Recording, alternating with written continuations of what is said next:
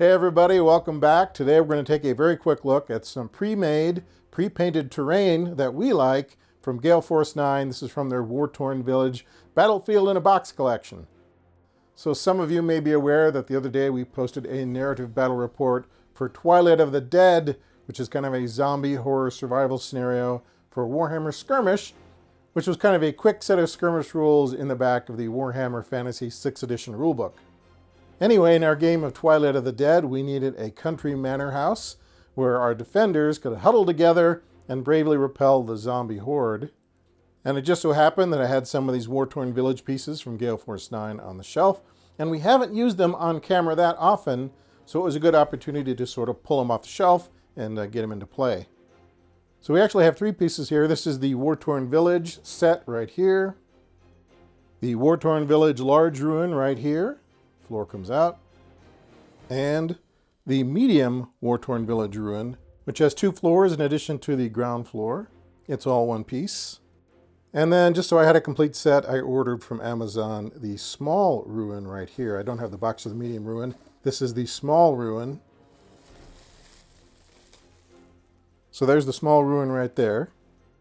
So here's the box for the large ruin, and on the back they explain that you can use the large ruin, the medium ruin, and the small ruin together to make a very large ruin building, mixing and matching them as you see fit. This here is the Wartorn Village ruins, but it looks like you really just get the skeleton, the brick skeleton of one building. So that's what you see over here. Here's the obligatory Cadian for scale. So all these things will work together and you can make different configurations with them. When we played Twilight of the Dead, I think we used the large ruin, the medium ruin, and then some of the wall sections because we hadn't quite received our small ruin yet. So I'm not sure exactly what time period these ruins take inspiration from, but they kind of look like Renaissance fair type Shakespeare era ruins to me. So they work just fine with almost any game you could fit in that general setting. These are, I think, resin type pieces. They're pretty solid, though if you dropped them on a concrete floor, they might shatter. And fairly well painted. So they come right out of the box, ready to use. You don't have to assemble anything except on occasions where they might have some pieces that just have to set on top of each other. And I will mention that some of these sets come in sandstone as well. I don't know if all of them are like that, but I know at least one or two are available in sandstone if you don't like the gray brick. And I looked on Amazon today to kind of see what the prices were. It looks like you can get all four of these sets, if you can find them, for about 120 bucks altogether. They kind of range in price from low 20s up to about 40, and prices at other stores may vary, and then there's shipping and stuff like that. Now 120 bucks is 120 bucks, and that's certainly nothing to sneeze at. And over the years, Lynn and I have scratch built, assembled, painted and assembled, painted, assembled, and based all kinds of terrain pieces.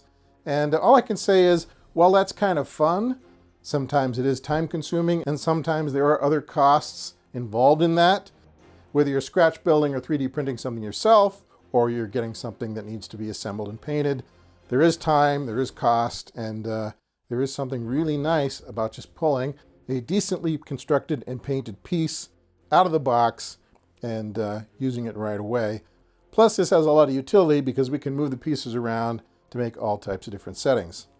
If you were playing a game that just used a 2x2 board, this would almost be all you would need, and you would just have to kind of fill it in with some scatter terrain and stuff, and you would be good to go. So that's my feeling on that. So I don't have any stock in Gale Force 9. I don't get paid by them. They don't send me free stuff. We just like what they produce. And over the years, we've purchased quite a few of their Wargaming terrain sets, like several of their Star Wars-inspired buildings, quite a lot of their grimdark-style Gothic scenery, and even some of their Egyptian-inspired desert ruins. Here's one of the desert pieces right here, and I do believe that ear is supposed to be broken off because he's been in the sand a long, long time. So by and large, I've been very happy with the Battlefield in the Box Gale Force 9 stuff. But there's a couple of instances where we had a piece kind of like this, but a little bit larger, where the edges get real thin toward the end, and sometimes that will have a tendency to crumble. And so we've had to send a couple of pieces back, and we've had to repair some other ones where we thought we could do a decent job and it wouldn't look too bad. But for the most part, it's really nice stuff. It's not terribly expensive. It's well constructed, and pretty much ready to go right out of the box. Anyway, that is a quick look at some Gale Force 9 Battlefield in the Box Wartorn Village terrain. We like it, we think it's pretty cool, and we think it kind of hits that sweet spot between price, quality, and sort of utility. Alright, that's a wrap for today. If you have some thoughts on Gale Force 9 terrain, or any terrain, good, bad, or indifferent, please leave a comment in the comment section. We always like to hear what you're thinking. We'll be back soon with some more tabletop wargaming musings, and until then, I hope your fall is going well. See you soon.